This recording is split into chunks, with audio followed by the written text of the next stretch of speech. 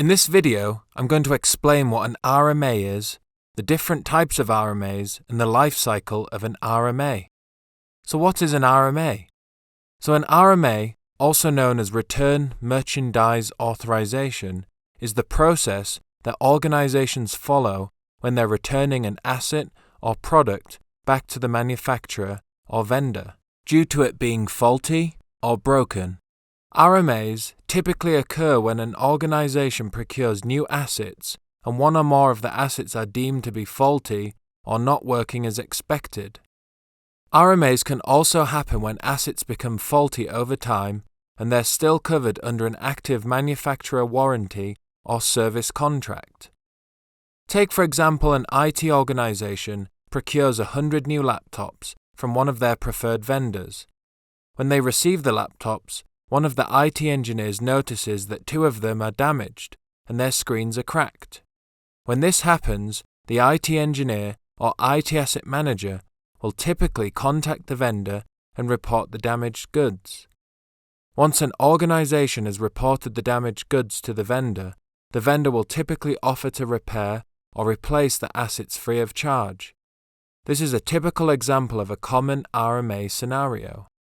If you work in IT, vendor management, supply chain management, or procurement, then you'll most likely deal with RMAs on a regular basis.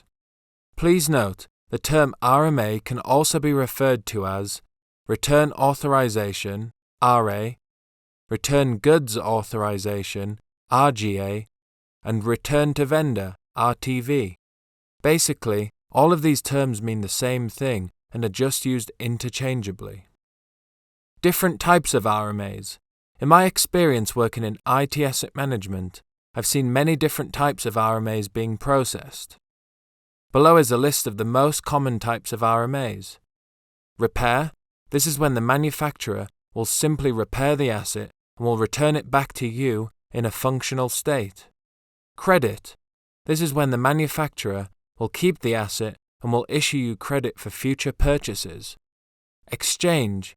This is when the manufacturer will swap the faulty asset for a new one. Advance exchange. This is when the manufacturer will immediately send you a new asset upon logging the RMA. In this case, the manufacturer doesn't wait for the faulty asset to be returned before sending out the replacement asset. This type of RMA is ideal for mission-critical assets.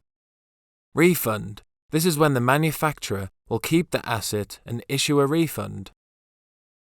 Lifecycle of an RMA. So now that we've covered what an RMA is and the different types of RMAs, let's talk about the lifecycle of an RMA. The first step of the process is to contact the manufacturer or vendor to validate that the asset is eligible to be returned under an active warranty or support contract. Ensure that you have the model number, manufacturer name, serial number, and the issue you're facing with the asset at hand. Once you have contacted the manufacturer and they've authorized the return of the asset, securely package up the asset and ship it back to the manufacturer to the address provided by them. Take note of the RMA number in your asset repository or procurement system, just in case you need to follow up with the manufacturer in the future.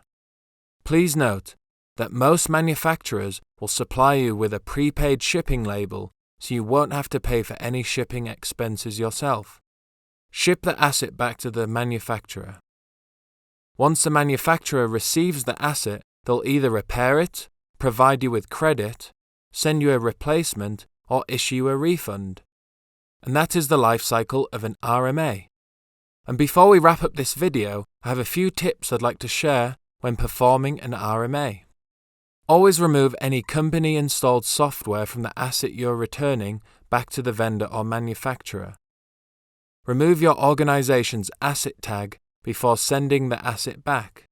Remove any data from the asset to protect your organization and to comply with information security standards. If you receive a replacement asset during the RMA process, don't forget to add it to your asset repository. Always log all RMA transactions, clearly documenting the manufacturer, the model number, the serial number, the RMA type, the vendor, the courier, and the date of the RMA. And that is all for this video on RMAs. I hope you enjoyed it, and if you have any feedback or questions, feel free to leave them in the comments section below.